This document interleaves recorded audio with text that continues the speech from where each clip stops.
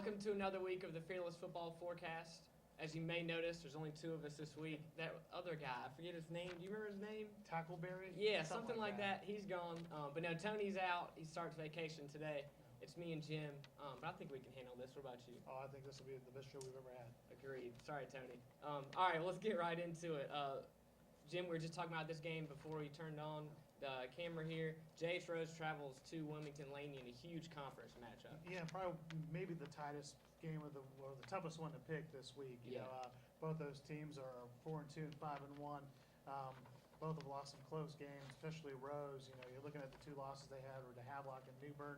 Yep. But we both know how good Havelock is this year, and that New Bern game honestly came down to whoever had the ball last. So Rose could have easily won that game. So yeah. I mean, it's just one of those classic Mid-Eastern Conference matchups. You know, always there's 3 or 4 of these every year. It's just a tough game to pick. All right, who are you gonna pick in that one? Of course, you're gonna ask me that. You know, I'm going to pick Rose. I really think, even though they lost that game to New Bern, they had a chance. They played really well offensively in that second half. They really had a chance or a stop away from winning that game and being on a nice little win streak after that season opening loss to Havelock. I think they go on the road and they get the win. All right, I'm gonna go with Laney. I don't like the matchup with the Rose has, like I told you earlier. Laney passes the ball a ton. Rose doesn't have a whole lot of depth compared to those Wilmington teams. If they're running down receivers and running all over the place, kind of like they had to with New Bern, I don't think that bodes well in the third, fourth quarter. I think it's a close game. I think it's a shootout, and Laney's offense wins it out at the end. Next game here, another good matchup, conference matchup. Conley is at West Carteret. West Carteret's undefeated, but Conley, as we've talked about each week, they know how to score points. They have that thing rolling. So does West Carteret. So similar to the Rose game, I think it's a shootout, no doubt. It's going to be the last team that gets the ball wins that game. As far as my pick, I'm going with Conley. You know, they don't have a good of a record as West Carteret, but they've already played Havelock. West Carteret hasn't. I think that's a little misleading. I'm going with the Vikings, and they hand West Carteret their first loss of the year. Yeah, and actually, I don't think this will be as close a game. I think Conley will win easily in this one. I know they're going on the road. Driving to Morehead City is never a short road trip. Yeah. But honestly, if you look at what West Carteret's done and some of the close wins they've had this year, beating Jacksonville by 7 points. Yeah. And I think Jacksonville's down. I think this is a game where Conley's the much better team, and I think it'll show. I think West Carteret's 7-0, but they haven't, like you said, they haven't played the schedule that Conley has. Yeah, definitely agree. All right, next game, Jim. Preview Aiden Grifton at Spring Creek.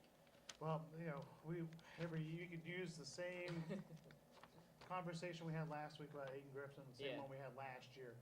They're just a tough team on defense, and they grind it out on offense. This year's no different. They're 5-1. Now they're playing a Spring Creek team that's really struggling. Yeah. 1-5.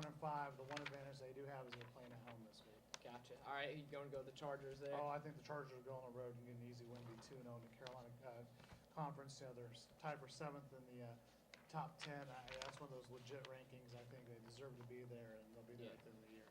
I agree. Aiden Grifton had a short week because they finished that game on Monday, but the opponent just, I hate to say this about Spring Creek, but it's just too easy of a matchup for the Chargers. They have a big game coming up in the conference, but this week should be an easy one. I think the Chargers roll. Next game here, a good game.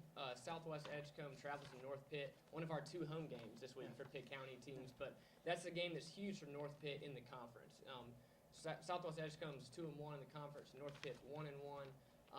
A game that North Pitt needs to win because, as we say, you know what you're going to get with Kinston, Tarboro. Yeah. Southwest Edgecombe and North Pitt are kind of in that third place, kind of middle of the conference pack. I think it's a really close game. A tight game could go either way. But the Panthers are hot, so we'll see what they have with that home field advantage as well. But as far as my pick, I'm going with North Pitt. Like I said, just kind of headed toward, I like the home field advantage. I like that they're scoring points and kind of got some momentum rolling. But a huge game. I think the Panthers, hopefully they have a good crowd.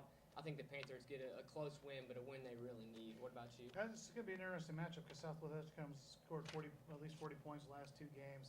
But I think you got to pick North Pitt here. I mean, they're 3-3, but I think that's a little misleading. I think they're better than that, and I think they're better in Southwest Edgecombe. Playing at home, I think is going to be the big difference there. I think they come away with the victory.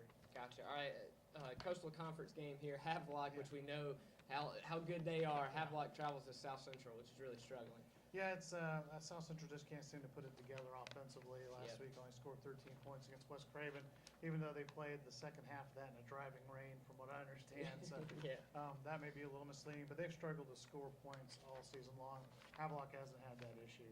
Obviously they're 7-0, ranked third in state, and they're just a machine right now. That Havelock team is just rolling through the Coastal Conference. All right, what's your pick there? I got to go with Havelock. I think I'd love to pick South Central in a game like this, but I still need to see more from their offense. They haven't put together a great offensive game yet this year. And, this will be a tough team to do it against. No doubt. They're 1-4 in their last 5 games. South Central is. I don't think that changes this week. Havelock's too strong, just to put it pretty simply there. The last game here, Farmville Central winless at 0-6, but they're traveling to Beddingfield, which only has 1 win as well. So, I mean, this is a game that, I know we kind of say this every week, but Farmville, if they need to win, or if they're going to win, it needs to be this week. I thought they played all right against Kinston. They led, and then when Monday came, Kinston kind of overpowered them. But 39-19 is not bad with that score, the way they've been playing. So maybe that can help. They can build some momentum and carry that to Wilson. I think it could be a close game. Either way, I think it could be close. But as far as my pick, I'm going with Beddingfield with the home factor, kind of like North Pitt earlier. Farmville's traveling to Wilson. Farmville is just emotionally and kind of, I don't know internally what they have at this point. It's tough to play every week when you can't win. When you're 0-6, it's tough to travel on the road and get a win. So I'm going with Beddingfield. And we talked about their lack of depth a lot, and having to play on Monday, but having to go on the road on Friday and make a long road trip. Good point. Doesn't make things any easier for a team that's slacking in numbers. I got to pick Southwest Edgecombe as well. Wilson Beddingfield as well in this one, just because they're at home, I think. Yeah. But I think this is as good a chance as Farmville's got to win a game here the rest of the season. Yep. All right. Well, we'll see what happens Friday night. Check Reflector.com, grab Saturday's paper, and we'll see you next week.